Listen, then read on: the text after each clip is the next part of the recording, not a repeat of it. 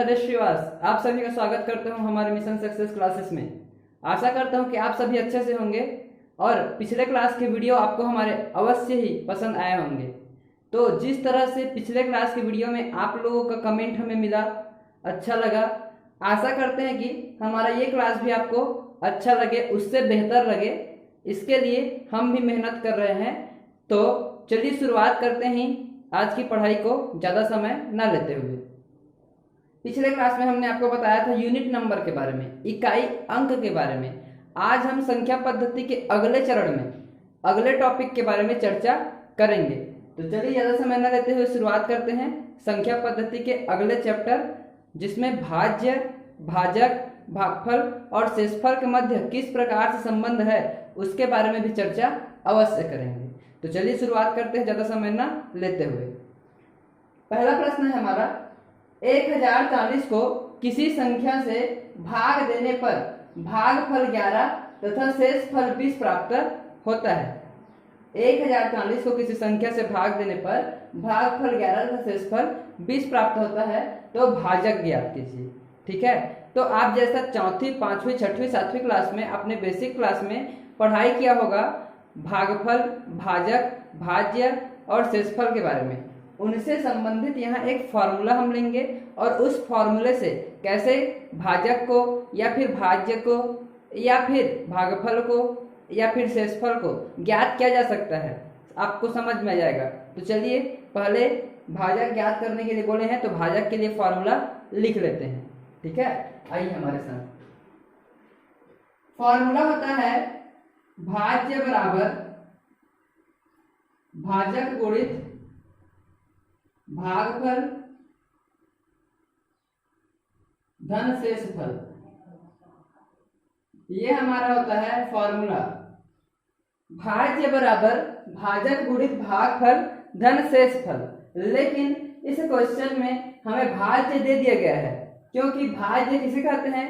जब हम किसी संख्या को किसी दूसरे संख्या से भाग देते हैं, किसी भी संख्या को किसी दूसरे संख्या से भाग देते हैं, तो जिस संख्या को भाग देते हैं, संख्या को, वर्ड को याद कीजिएगा, संख्या को ध्यान दीजिएगा। ठीक है, किसी संख्या को भाग देते हैं वह भाज्य होता है, और जिस संख्या से भाग देते हैं, क्या, जिस संख्या से भाग देते हैं वह संख्या भाजक होता है। तो अभी हम किसको भाग दे रहे हैं? 1040 को भाग दे रहे हैं। ठीक है, 1040 को भाग दे रहे हैं, अर्थात वो भाज्य के रूप में कार्य करेगा। भागफल शेषफल तो दे दिया गया है, 4 टर्म्स में से हमें 3 टर्म्स दे दिए गए हैं, चौथा टर्म्स हमें निकालना है। तो चलिए फॉर्मूले में रख देते हैं, हमारा मान खुद ब खुद आ जाएगा। ठीक है, भाज्य दिया हुआ है हमारा 1040, रख दीजिए भाज्य की जगह पर 1040। चूंकि हमें भाजक नहीं दिया हुआ है, तो भाजक के स्थान पर भाजक गुणा, भाजक नहीं दिया होता, हमने भाजक के स्थान पर भाजक ही रख दिया, गुणा भागफल रखना है। तो भागफल के स्थान पर जो भागफल का मान दिया होगा प्रश्न में, उसको रखेंगे। तो प्रश्न में भागफल का मान 11 दिया हुआ है, तो चलिए रख देते हैं 11 प्लस शेषफल। अब शेषफल हमें निकालना है, शेषफल प्रश्न में दिया हुआ है 20, रख देते हैं इसको भी। ठीक है, सबका मान रखने के बाद में हम क्या करेंगे, इसको सॉल्व करेंगे। तो सॉल्व कर लेते हैं। हमें चूंकि किसका मान चाहिए? भाजक का, तो भाजक को अपने स्थान पर स्थिर रखेंगे, बाकी सभी संख्याओं को पक्षांतर कर देंगे। सबसे पहले 1040 अपने स्थान पर रहेगा, ये जो 20 है प्लस के रूप में, उसको पक्षांतर करेंगे। तो 20 जो प्लस के रूप में पक्षांतर होगा तो वो हो जाएगा माइनस। प्लस क्या आता है पक्षांतर होने के बाद? माइनस। बेसिक नॉलेज है, सबको आता होगा। उसके बाद में भाजक निकालना है, तो भाजक लिख देंगे यहाँ, और मल्टीप्लाई किसके साथ है? 11, तो 11 कर देंगे फर्स्ट स्टेप में। नेक्स्ट स्टेप, यहाँ तक सबको समझ में आया होगा। प्लस था, उसको पक्षांतर किए हैं, तो पक्षांतर होने के बाद क्या हो जाता है? माइनस। याद रखिएगा, 1040 में 20 घटाएंगे तो हमारे पास संख्या बचता है 1023। कितना बचता है? 1023। अब उसके बाद में यहाँ जैसा लिखा हुआ है उसको वैसा ही लिख देंगे। क्या लिखेंगे? बराबर भाजक गुणित 11। इसमें कोई परिवर्तन नहीं किए हैं अभी तक, केवल हम घटाए हैं, घटाने के बाद जो संख्या बचा उसको लिख दिए हैं। अगले स्टेप में क्या करेंगे, जो गुणा यहाँ है भाजक के साथ में उस संख्या को पक्षांतर कर देंगे। तो जब एक गुणा वाले राशि को पक्षांतर किया जाता है, दूसरे पक्ष में भेजा जाता है, तो गुणा वाला जो राशि है या गुणा वाला जो संख्या है वह पक्षांतर होने के बाद भाग में परिवर्तित हो जाता है। याद रखिएगा, गुणा वाला संख्या पक्षांतर होने के बाद भाग में परिवर्तित हो जाता है। तो यहां हम कर देते हैं वही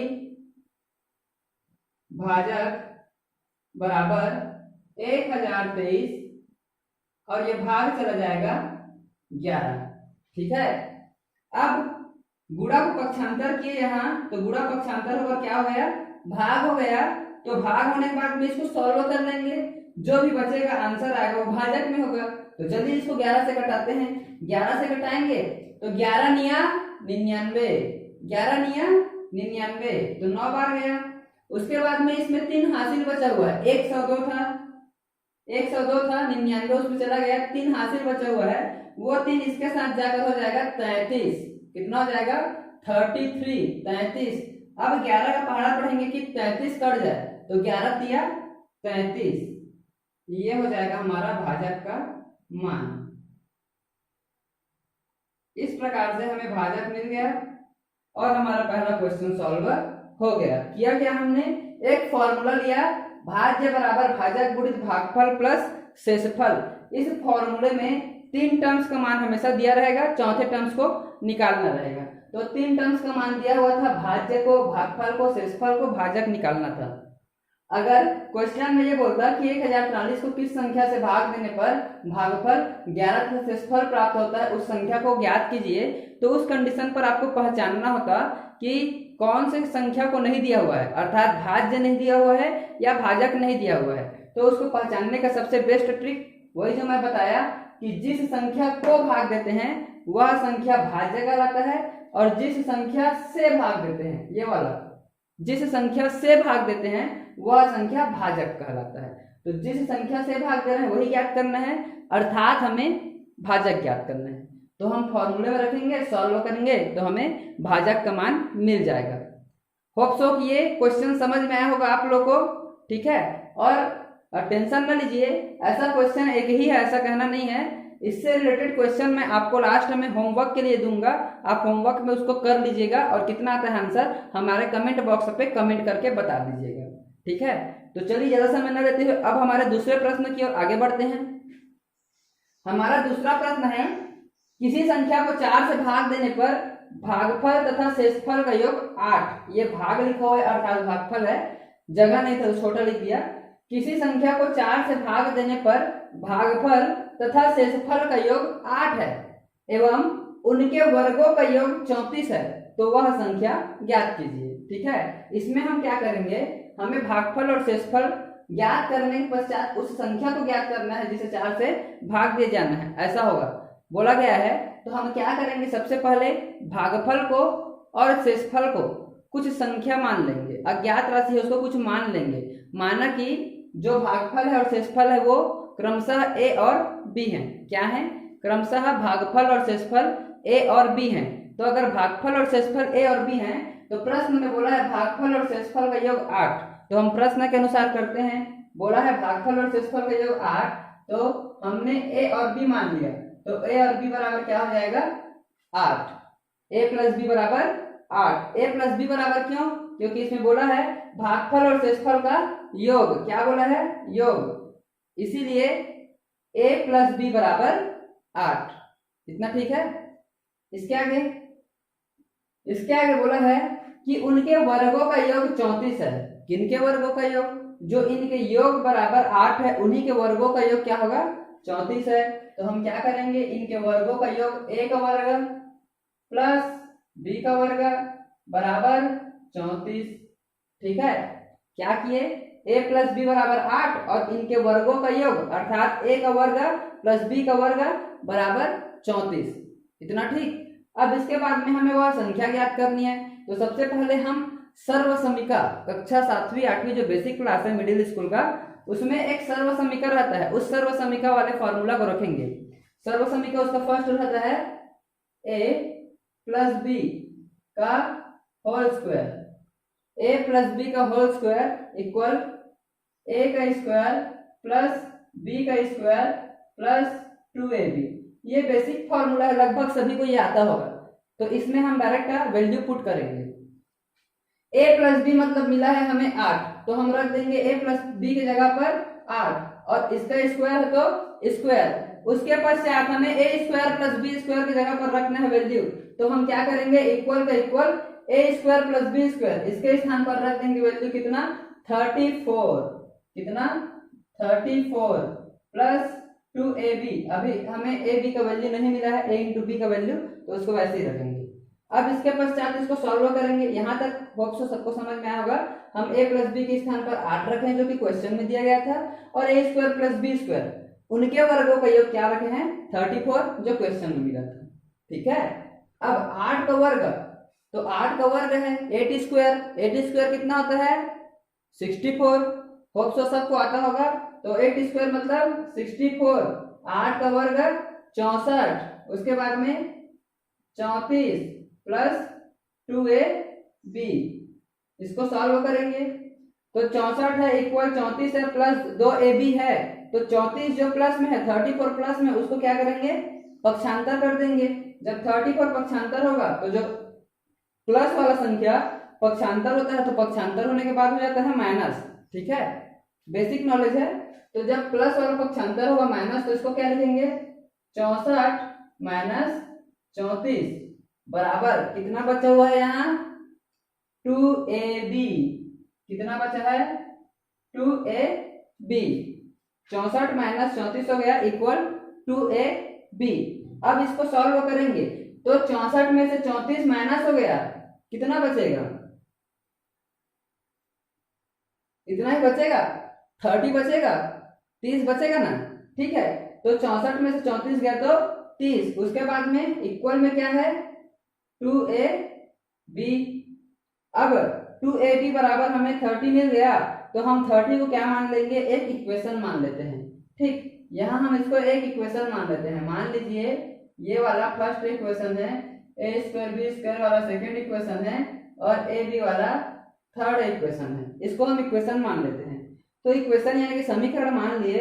अब इसके पश्चात हमें 2ab का तो वैल्यू मिल गया, a प्लस बी का मिल गया, लेकिन हमें a और b दो अलग अलग वैल्यू अभी तक नहीं प्राप्त हुए हैं। तो चलिए a और b को प्राप्त कर लेते हैं। उसके लिए एक फॉर्मूला आता है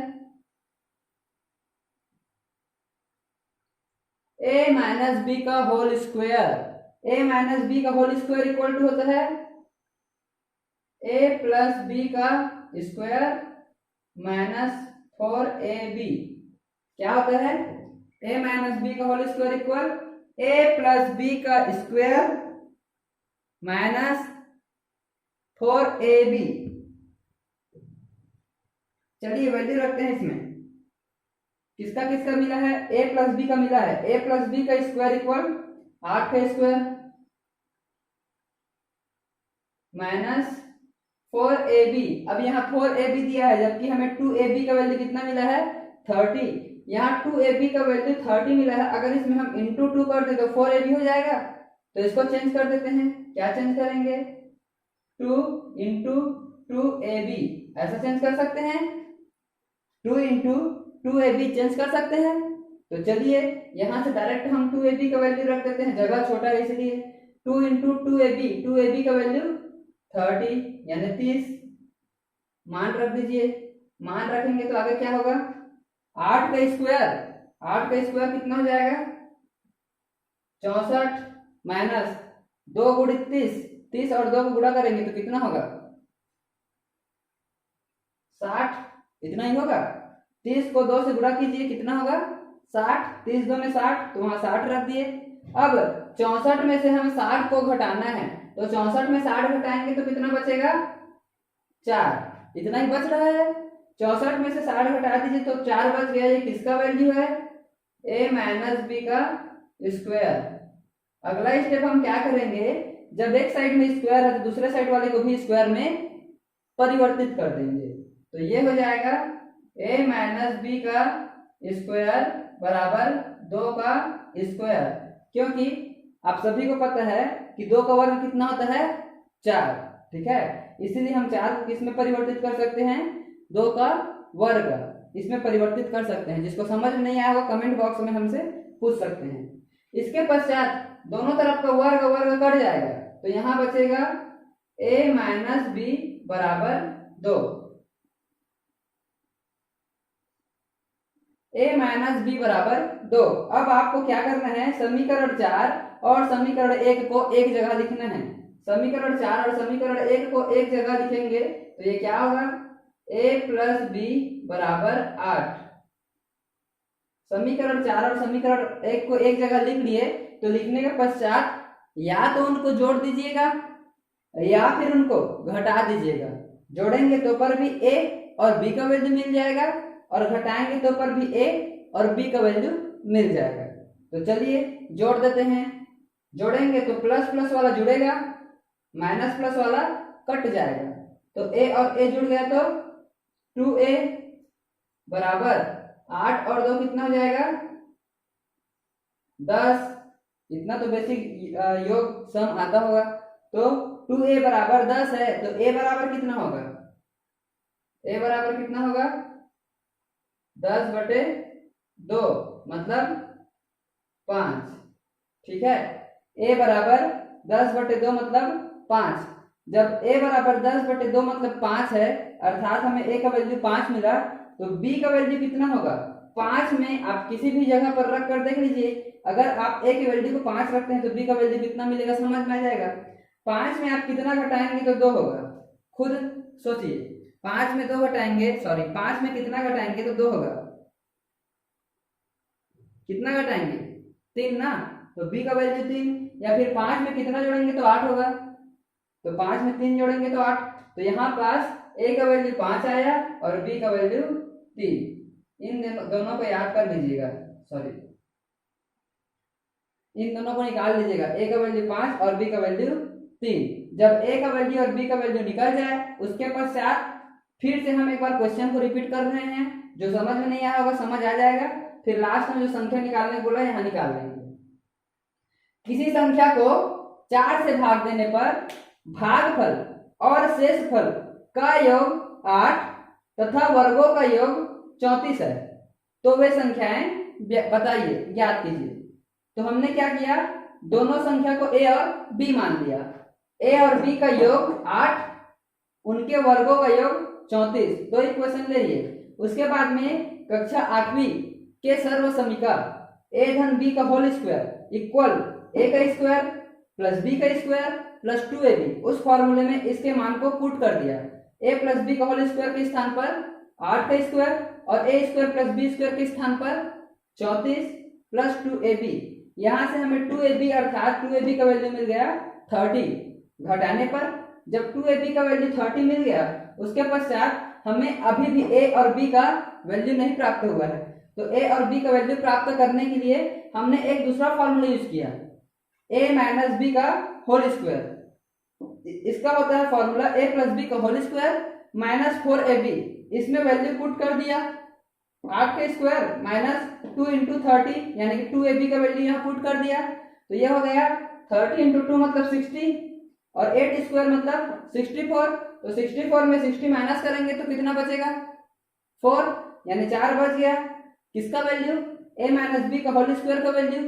अब a माइनस बी का होल स्क्वायर इक्वल टू 4 है, तो 4 को अगर हम वर्ग के रूप में बदलेंगे तो यह हो जाएगा 2 का वर्ग यानी कि 2 स्क्वायर। ठीक, अब स्क्वायर और स्क्वायर को कटा देंगे तो यहाँ हमें a माइनस बी का वैल्यू मिल जाएगा 2। यह हो गया हमारा a माइनस बी का वैल्यू। अब चूंकि हमें इस क्वेश्चन में ज्ञात करना है a और b का मान, इसीलिए हम इक्वेशन जो फर्स्ट है उसको इक्वेशन फोर्थ वाले के साथ में लिख देंगे, लास्ट वाले के साथ में। तो ये a माइनस बी बराबर 2 और a प्लस बी बराबर 8। अब इसके पश्चात दोनों को ऐड कर देंगे तो प्लस प्लस वाले जुड़ जाएंगे और माइनस प्लस वाले कट जाएंगे। तो 2a इक्वल टू यहाँ हो जाएगा, 2 में से 8 जुड़ जाएगा तो 10। 2a इक्वल टू 10 मिल गया, तो a का वैल्यू कितना मिलेगा? 5। कॉमन है यहाँ तो निकाल सकते हैं। उसके पश्चात a का वैल्यू 5 मिल गया है, किसी भी एक इक्वेशन में रख दीजिए, b का वैल्यू हमें क्या प्राप्त हो जाएगा? 3 प्राप्त हो जाएगा। अब a और b का वैल्यू प्राप्त हो गया, तो हमें वह संख्या याद करनी है जिसको 4 से भाग देने पर इनके योगफल क्या होते हैं? 8 और वर्गों का योग 34 होता है। तो उसके लिए वो क्या बनेगा इक्वेशन? 4a प्लस b क्या बनेगा?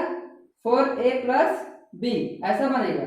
तो जब 4a प्लस b बनेगा, इसमें वैल्यू पुट करेंगे 4 इंटू a के स्थान पर 5 प्लस 3 कितना होगा?